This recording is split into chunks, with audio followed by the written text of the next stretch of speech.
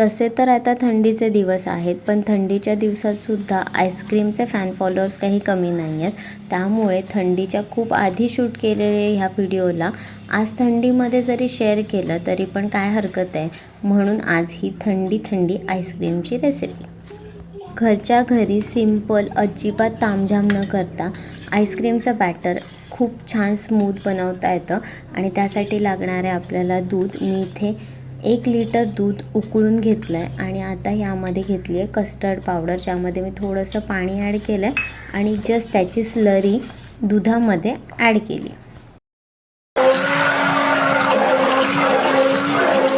आता जे उकळलेलं custard milk होतं ते थंड झाल्यानंतर त्यामध्ये मी ब्लेंडर फिरवून त्याला स्मूथ करून घेतलं आहे.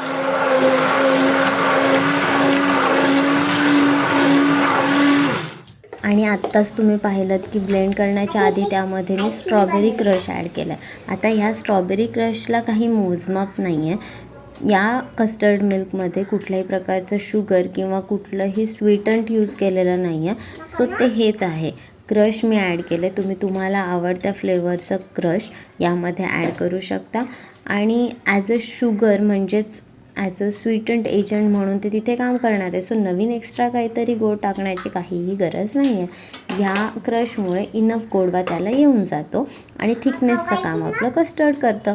आता ह्यामध्ये थोडंसं काहीतरी एक्सपेरिमेंट म्हणून मी कोकोनट क्रश घेतला आहे आणि स्ट्रॉबेरी क्रश ॲड केला. आपण हेच मिक्स केलं ह्याच्यात. तर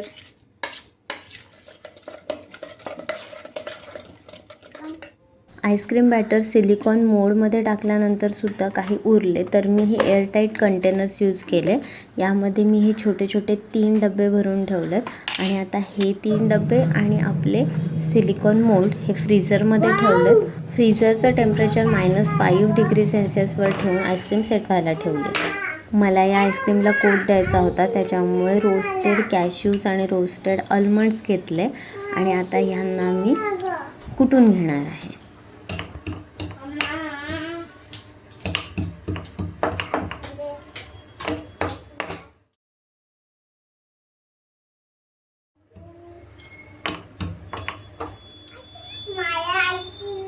हे डार्क चॉकलेट आहे. यामध्ये शुगरचं प्रमाण अतिशय कमी आहे.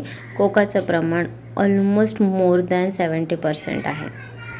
आता हे मेल्ट करून घेतलं आहे ओव्हनमध्ये आणि यामध्ये मी हे कुटून घेतलेले कॅश्यूज आणि आल्मंड्स टाकलेत.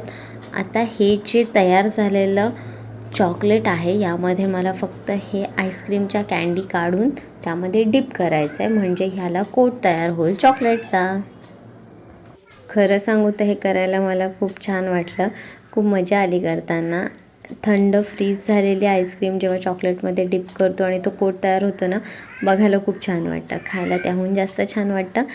ह्या आईस्क्रीमच्या बॅटरला करायला फार काही एफर्ट्स लागत नाहीत. खूपच कमी इन्ग्रेडियंट्स आहेत आणि जास्त कष्टसुद्धा नाही आहेत. चवही छान लागते.